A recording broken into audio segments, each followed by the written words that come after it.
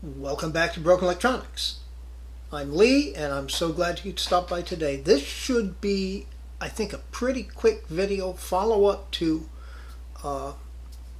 Big Sur 11.5.1, and of course, we're on the early 2008 Mac Pro with its maxed out processors, etc. The 56 gig of RAM, though it drives me crazy. All right. Not too much to say.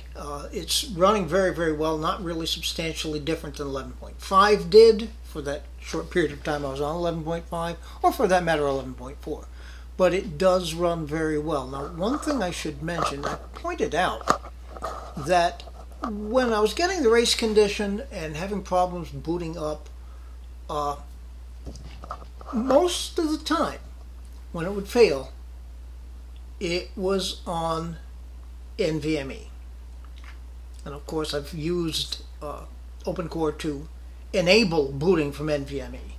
So it occurred to me, maybe if I were to try installing Big Sur on a 2.5-inch SATA SSD in one of the normal drive bays, that might make things better. I have done that. This obviously looks exactly like an installation of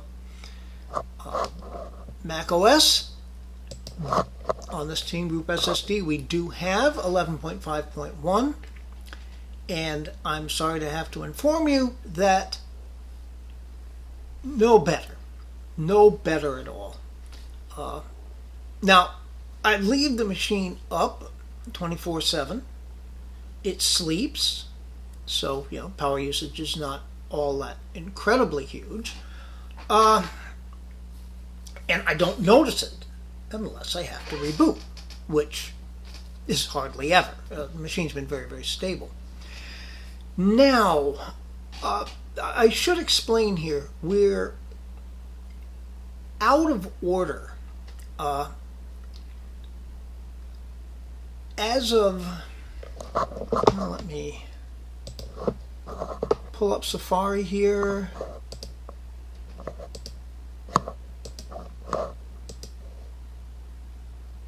This is what we're looking for. As of 0.2.4,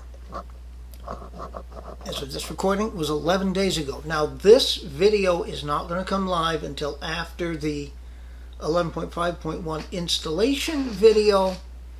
I have been pushing most of the 2008 Mac Pro videos further and further back as I've run into the need for 2010 5.1 Mac Pro videos, and there will be another one of those coming. So if you've been watching my videos, you will have seen about this already. In this latest version of the OpenCore Legacy Patcher 0.2.4, we see the changes that we've had here. Bless override typo, okay, etc., etc. Catalyst app, okay. Messages app, okay. Not, I hadn't had a problem with messages. Now, here is the big one. Implement LateBloom CEX support. That's potentially a big one. It's a workaround, as it says here, workaround macOS 11.3 Plus race condition on pre-Sandy Bridge Macs. That's our classic Mac Pros. And also disabling USB map injection when unneeded, which could help because that's another place where failures tend to come. All right. So for the balance of this video, we're going to be running the OpenCore Legacy Patcher. First of all, to click on Settings. We definitely want verbose boot. That is a must when you're trying to troubleshoot the race condition and whether you've actually booted or not. You'll save yourself a lot of time with verbose boot on. We're going to enable NVMe boot. That's obviously essential because the boot drive on this machine is an NVMe drive in the PCIe slot. All right. Disable secure boot model, that was pre-selected. I always find myself tempted to enable the FireWire boot but I'm not going to tempt fate. Okay, so now with those provisions made, we will build and install OpenCore. I'm going to install it on the Crucial drive. That's where it's been. It doesn't really matter all that much which drive it's installed on, so that's the Catalina installation. And continue. Authenticate.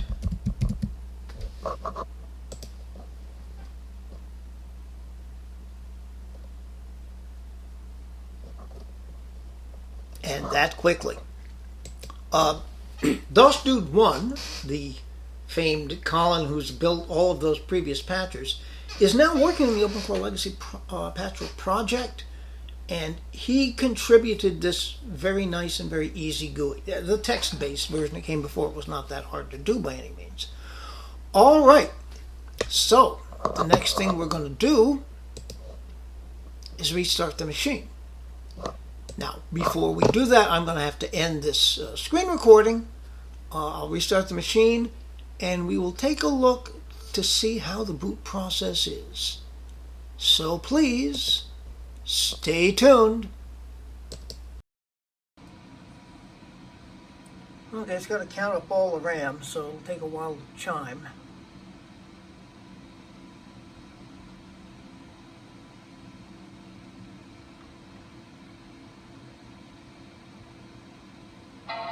There we go. Nice solid chime. Now very quickly here, you'll see the bootloader. This is not a Mac flashed. So there we see our bootloader.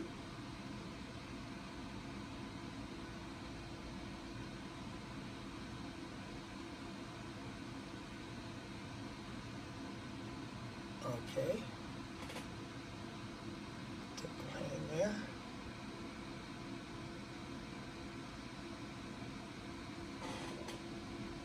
Focus on doing boot task data protection.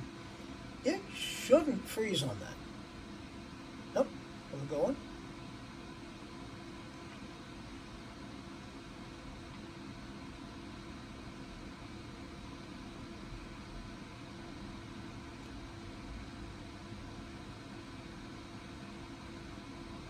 So recognizing the drives.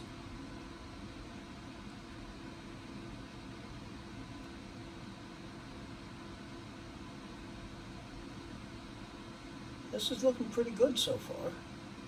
LateBloom will tend to slow up the boot process, I understand.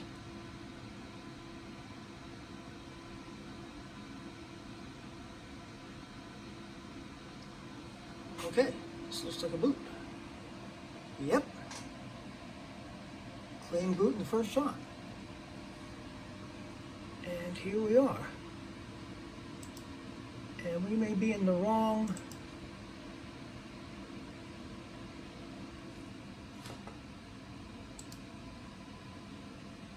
Yeah, we booted to the SATA SSD. Okay, so I'm going to have to go through this again, get it to boot to the Timatech SSD, and do some experimenting rather than make you wait through that. This at least is promising. Restart, booted right back up, even though it didn't boot back to where I expected it to. So I'm going to fuss with it some here. Get it booted back to the NVMe. I may have to go back and forth between the NVMe and the SATA drive to see if there is a difference there. And I'll report back later rather than making you sit through all of that. So please stay tuned. Oh, we're back. And we are booted into the Timatech SSD, which is the NVMe drive. I don't know. I tried booting into the Team Group SSD, that's the 2.5 SATA drive in one of the regular drive bays. And it booted up 5 out of 10 times, which is not great, but it is a bit of an improvement. LateBloom is definitely enabled. You can see it in the verbose output. Going back to the Timatech NVMe drive, 2 successful boots out of 11 tries. Now, I'm going to have to work with this and test this back and forth. If in fact it's that much more reliable booting to the SATA drive, it probably is going to make sense to boot to that regularly and then go back to using the NVMe drive as a scratch disk. I don't know. Then again, we'll see what further developments with both LateBloom and the Open Core Legacy Patcher bring to light.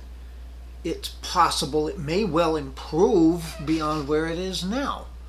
I don't know. This machine is definitely staying on Big Sur and will get its updates regularly. I don't know. So yeah, kind of back and forth. Now, you will have already seen efforts on booting to NVMe drives on 5.1s. All of my 5.1s have been firmware flashed to boot natively to NVMe drives, so it probably won't be anything like this problem. But this is a 2008 3.1. Okay, well, there we go. I think this is going to be a reasonably short video. So, be good to other people. Other people need it and deserve it. Be good to yourselves so that you can be good to other people. As well as yourselves. You're important too. We will make the world a better place. It is not. So please take very, very good and careful care. We're going to see this machine again. The saga of Big Sur on the classic Mac Pros is far from done. You will have already seen some 5.1 Mac Pro things. And hey, there's a lot of Power Mac, PowerPC, iMac, all kinds of things coming up. So until those things are up and available on the channel, this has been Broken Electronics.